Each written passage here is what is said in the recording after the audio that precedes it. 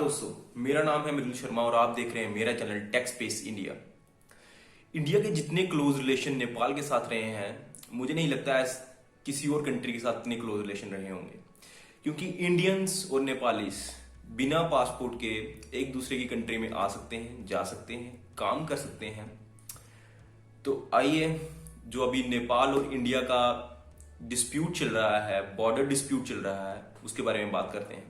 तो सबसे पहले जानते हैं पहले हिस्ट्री कि ये कहाँ से शुरू हुआ, कैसे शुरू हुआ और कौन सी कंट्री इसके बारे में सही बता रही है।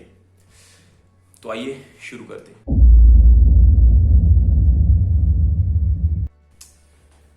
ये कंट्रोवर्सी इंडियन मीडिया में कुछ टाइम पहले आई, जब नेपाल की गवर्नमेंट ने एक नया मैप निकाला, एक नया नक्शा निकाला, जिसमें उन्होंने एक ऐसा एरिया इंक्लूड किया जो पहले के मैप्स में नहीं किया गया था, और उस एरिया को ऐड किया जो एरिया आज के दिन में इंडिया के कंट्रोल में है। अगर आप सोच रहे हैं कि ये कौन सा एरिया है, तो अगर आप नेपाल का मैप देखेंगे, न्यूएस्ट मैप देखेंगे, तो जो नॉर्थ वेस्ट में टिप है, एक ट्राइंगल सा पार्ट है, ये एरिया पहले वो नेपाल अपने मैप्स में नहीं दिखाता था।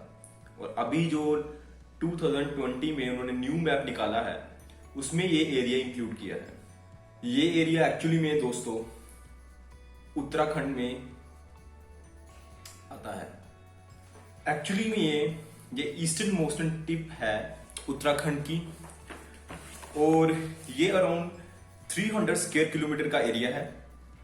नॉर्थ मोस्ट गांव और एरिया कह सकते हो जो है लिपिया अरोरा, और जो साउथ ईस्टर्न है वो है लिपू लेक पास, और जो साउथ वेस्ट में है उसे हम कहते हैं गुंजी, और काला पानी है जो है साउथ में। और इन तीन एरियाज की वजह से इस एरिया को डिफाइन किया गया है।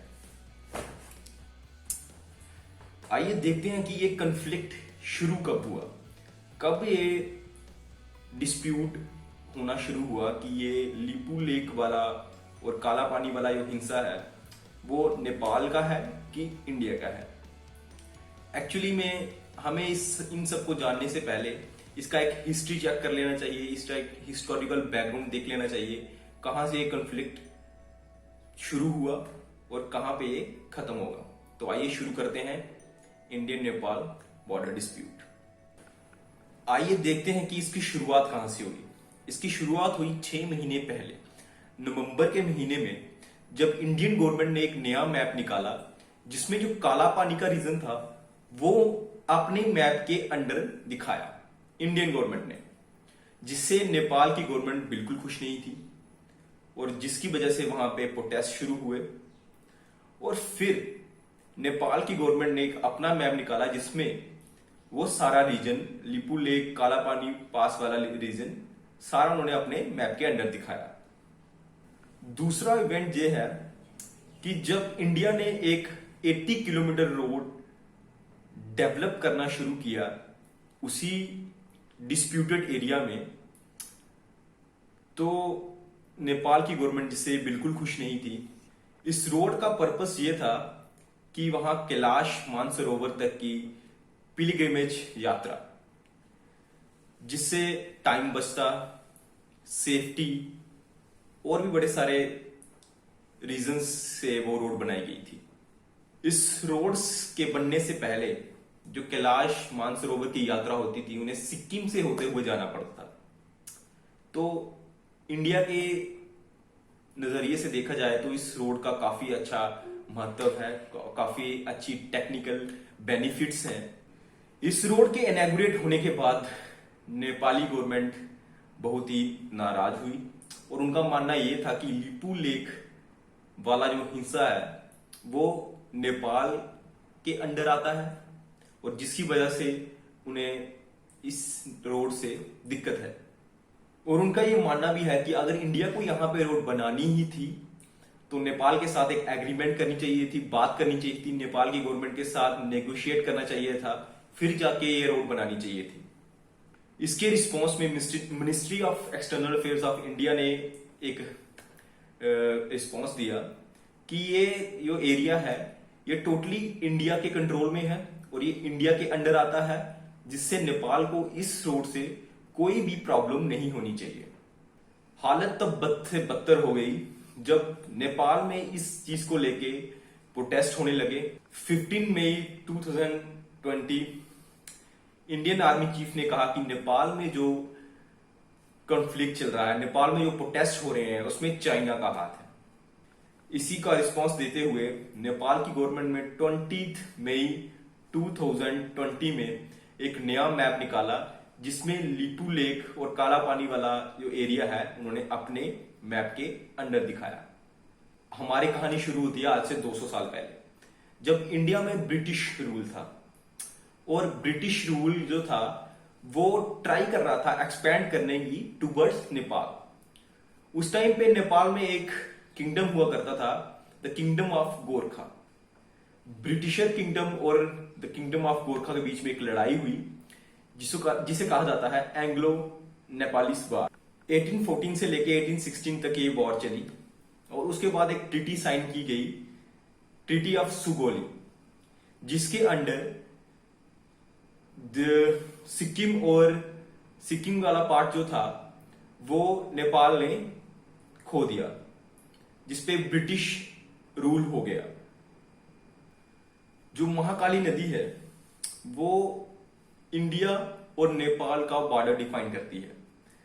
जैसे एक स्ट्रेट लाइन ले लो, महाकाली नदी अगर सीधी चल रही है तो इंडिया की बाउंड्री भी उसके साथ साथ चलेगी। ऐसा उस सुगोली ट्रीटी में डिफाइन किया गया था। बट बात तब बिगड़ती है जो महाकाली नदी डिवाइड हो जाती है 2 स्ट्रीम्स में, एक बड़ी स्ट्रीम है, एक छोटी स्ट्रीम है। तो जब सुगोली ट्रीटी बनाई गई थी, उस पर एग्रीमेंट हुआ था, तो उसमें बताया गया था कि जो बड़ी स्ट्रीम है उसके अकॉर्डिंगली ही बॉर्डर डिफाइन किया जाएगा। 30 और 40 years after the Sugauli treaty, Britishers को लगा कि बड़ी स्ट्रीम नहीं, हम छोटी स्ट्रीम को ही एज ए बाउंड्री मानेंगे। तो उस टाइम पे वहां पे मोनार्की थी, वहां पे मोनार्क्स थे, तो उनको इतना फर्क नहीं पड़ा उस एरिया से। तो that day, from that day till now, उसी को बाउंड्री माना जाता है, the short stream. After the Nepal gain democracy 1990, Nepal में डेमोक्रेसी 1990 में आई। उन्होंने कहा कि हम इस छोटी स्ट्रीम को एज ए बाउंड्री नहीं मानेंगे, हम जो सुगोली ट्रीटी के पहले जो बाउंड्री मानी जाती थी, बड़ी स्ट्रीम, महाकाली नदी की बड़ी स्ट्रीम को बाउंड्री माना जाता था, हम उसको बाउंड्री मानेंगे। और ये जो ट्राइंगुलर स्पेस है, जो ये लिपू लेक काला पानी वाली स्पेस है, इसे हम डिस्प्यूटेड एरिया मानेंगे। तो एज पर माय ओपिनियन, मुझे तो लगता है कि अगर मोनार्क्स को इसके में कोई दिलचस्पी नहीं थी और इतने सालों से यही बाउंड्री डिफाइन की गई थी और यही बाउंड्री चल रही थी, तो नेपाल को इस चीज से कोई भी कॉन्फ्लिक्ट नहीं होना चाहिए। और ये जो मैप आप देख रहे हैं अपनी स्क्रीन के ऊपर, ये ब्रिटिशर ने बनाया था 1827 में, जिसमें साफ साफ दिखाई दिया गया था कि जो लिपू लेक पास है और जो काला पानी वाला एरिया है वो इंडिया को बिलोंग करता है। तो इस पे तो कॉन्फ्लिक्ट नहीं होना चाहिए। अगर नेपाल ये आर्गुमेंट करता है कि हमारी जो नेपाल में डेमोक्रेसी आई है वो 1990 में आई है और उससे पहले हमें मोनार्की से कोई लेना देना नहीं था, उनके डिसीजंस पे हमें कोई लेना देना नहीं था और हम सुगोली ट्रीटी पे ही चलेंगे, तो इस हिसाब से तो जो एरिया है वो नेपाल के अंदर आना चाहिए। बट अगर सुगोली ट्रीटी के बाद जो बाउंड्रीज डिफाइन की गई थी, उस हिसाब से ये लैंड जो है इस पे इंडिया का पूरा पूरा हक है। इंडिया जो है यूज करता है इस पीस ऑफ लैंड को फॉर ट्रेडिंग विद चाइना, और जिससे नेपाल को बहुत दिक्कत है। जब एक एग्रीमेंट साइन किया गया था इंडिया और चाइना के बीच में, that they are going to use that piece of land for trading. तो नेपाल के जो प्राइम मिनिस्टर थे उन्होंने इस पे बहुत ही दुख जताया था, दोनों ही कंट्रीज पे, India as well as China. जुलाई 2000 में former prime minister of India Atal Bihari Vajpayee और उस टाइम के प्राइम मिनिस्टर नेपाल के, उनके बीच में एक फील्ड सर्वे करवाए गए, उनकी तरफ से फील्ड सर्वे करवाए गए कि एक्चुअली में काला पानी में ये बाउंड्री होनी कहाँ चाहिए, पर उसका कोई सोल्यूशन नहीं निकला, क्योंकि इंडिया की तरफ से वो डिनाई कर दिया गया कि हम वहां से आर्मी की प्रेजेंस को नहीं निकालेंगे। मई 2015 में इंडिया और चाइना ने एक एग्रीमेंट साइन किया जिसमें ये लिखा हुआ था कि वो लिपू लेक के पास को as a trade exchange use करेंगे, और यही वो मूवमेंट थी जब नेपाल और इंडिया के रिलेशन खराब होना शुरू हुए।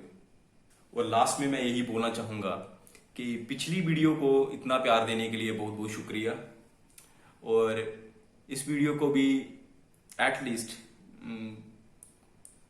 1K व्यू तक तो आ ही जाने चाहिए। आई नो मैं ज़्यादा मांग रहा हूँ, बट स्टिल दूसरी वीडियो है within 2 days, and thank you guys, and शब्बा खैर, बाय बाय।